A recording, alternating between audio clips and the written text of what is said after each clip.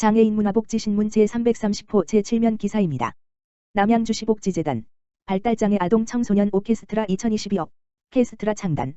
남양주시 복지재단 대표이사 우상현 은 지난해에 이어 올해에도 발달장애 아동 청소년을 대상으로 한 오케스트라 사업 오케스트라를 진행한다. 오케스트라는 발달장애 아동 청소년에게 음악, 예술 교육 환경을 제공하고 발달장애 아동들의 자존감을 향상하기 위해 마련됐으며 올해에는 위탁기관 공모를 통해 다산뉴스 오케스트라가 사업 수행기관으로 선정됐다. 모집 대상은 악기 연주 가능자 및 악기 연주에 흥미를 느끼는 발달장애 아동 청소년으로 지난달 30일 오디션을 통해 한 차로 단원이 선발됐다. 이후에도 상시 모집을 통해 단원이 추가 선발될 예정이며 선발된 단원들은 주 1회 연습과 합주를 진행해 연말 연주회를 개최할 계획이다. 남양주시 복지재단 우상현 대표이사는 앞으로도 장애인의 삶의 질 향상을 위한 맞춤형 복지를 실천하고 지속적으로 지역사회에 대한 관심과 나눔의 손길이 이어질 수 있도록 노력하겠다라고 밝혔다. 남양주시 금곡동 장애인복지회관 새 단장 새 출발 기념식 개최. 경기도지체장애인협회 남양주시지회 회장 최만석은 1일 노후화된 금곡동 장애인복지회관을 리모델링한 후 개관을 축하하며 새 단장 기념식을 가졌다. 지난 1995년 개관한 금곡동 장애인복지회관은 건립된 지 26년이 지나 시설이 노후화됨에 따라 장애인 복지 향상을 위해 연면적 639 규모로 리모델링됐으며 지난해 10월 착공해 12월 말 준공됐다. 이날 행사는 남양주시의회 이철영 의장 및 시의원, 경기도지체장애인협회 김기호 협회장, 장애인 단체 및 시설 대표 등이 참석한 가운데 마스크 착용, 사회적 거리두기 등 코로나19 방역 수칙을 철저히 준수하며 진행됐다. 경기도지체장애인협회 남양주시지회 최만석 회장은 금곡동 장애인복지회관 새 단장에 도움을 주신 모든 분들께 감사드린다라며 장애인복지관이 멀어서 갈 수 없는 고령 장애인 등을 위해 다양한 프로그램을 운영하며 지역사회 내에서 장애인복지관의 기능을 할 수 있도록 노력하겠다라고 밝혔다. 기념식에 참석한 남양주시 이문정 장애인복지과장은 사회적 약자에 대한 인식이 전보다 많이 개선됐지만 장애인 이동권 보장 등 우리가 인식하지 못하는 곳에 장애인에 대한 차별이 아직도 존재하고 있다라며 장애인들의 삶을 더욱 촘촘하게 살펴 소외되는 사람이 없도록 적극 힘쓰겠다라고 말했다.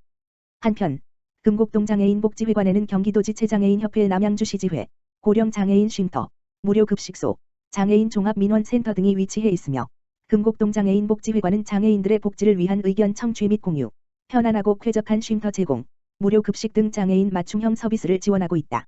남양주시 코로나19 생활지원비 온라인 신청 시스템 구축. 남양주시는 최근 코로나19 입원 격리자가 생활지원비 신청을 위해 읍면동 주민센터에 방문하지 않고도 인터넷으로 편리하게 신청할 수 있도록 온라인 신청 시스템을 구축했다고 6일 밝혔다. 최근 오미크론의 급격한 확산으로 올해 3월까지 남양주시에 접수된 생활지원비 신청이 약 3만 건에 육박하며 지난해 지원한 1만 5천 건을 이미 초과했다. 이로 인해 시민들의 생활지원비 문의 전화가 쇄도하고 읍면동 주민센터 방문 신청이 크게 증가하는 등 큰 혼잡을 빚고 있는 실정이다. 이에 시는 시민의 불편함을 해소하고 신속하고 안정적인 생활지원비 지급을 위해 시 공식 홈페이지를 활용해 자체적으로 온라인 신청 전산 시스템을 구축하고 전담 TF, 태스크포스, 팀도 구성해 운영한다는 계획이다. 또한 급증한 생활지원비 업무로 인해 복지사각지대 발굴, 저소득층 지원 업무 등 읍면동 본연의 업무에 누수가 발생하지 않도록 지난 3월 28일부터는 기간제 근로자 32명을 모든 읍면동 주민센터와 출장소에 배치해 생활지원비 안내 및 상담 등의 관련 업무를 지원하고 있다. 한편 시는 감염병 예방 및 관리에 관한 법률에 따라 올해 3월 16일 이후 코로나19로 인해 입원 격리 통지서를 받은 시민을 대상으로 가구 내 격리자가 1인이면 10번지만 원, 2인 이상이면 15번지만 원의 생활지원비를 지원하고 있으며 앞으로 생활지원비 신청을 원하는 시민들은 시 홈페이지에 접속해 본인 인증 절차를 거친 후 손쉽게 신청할 수 있을 전망이다. 동두천시 정신건강복지센터 지체장애인 정신건강 증진 위한 업무 협약 체결. 동두천시 정신건강복지센터는 지난 1일 동두천시 장애인 자립생활지원센터와 지역사회 소외계층 복지 향상을 위한 장애인 정신건강 증진 통합지원체계 구축 업무 협약을 체결하였다. 양 기관은 협약식에서 코로나19 장기화로 우울감, 불안감, 사회적 소외감 등 심리적 어려움을 겪는 지체장애인의 자존감 및 자립생활 향상, 자기역량 강화를 위해 정신건강 상담, 정신건강 상태 평가, 정신건강 교육 등의 정신건강 통합 서비스를 제공하는 협력체계를 구축하기로 협의하였다. 이에 따라 양 기관은 관내 등록된 2,500여 명의 지체장애인을 대상으로 정신질환 의심자 의뢰, 상담, 평가 등의 정신건강 서비스를 제공하며 정신질환 중증화 예방 및 정서기능 강화, 자립 향상을 위한 역할을 수행하게 된다. 기타 업무 협약에 관한 궁금한 사항은 동두천시 정신건강복지센터 가만 전화기 031-863-3632로 문의하면 된다. 동두천시 장애인연금 등 사회보장급여 수급자 2022년 상반기 확인조사 계획 수립. 동두천시는 사회보장급여 수급자의 수급자격 및 급여의 적정성을 확인하기 위해 2022년 사회보장급여 수급자 상반기 확인조사 계획을 수립 시행한다고 지난 4일 밝혔다.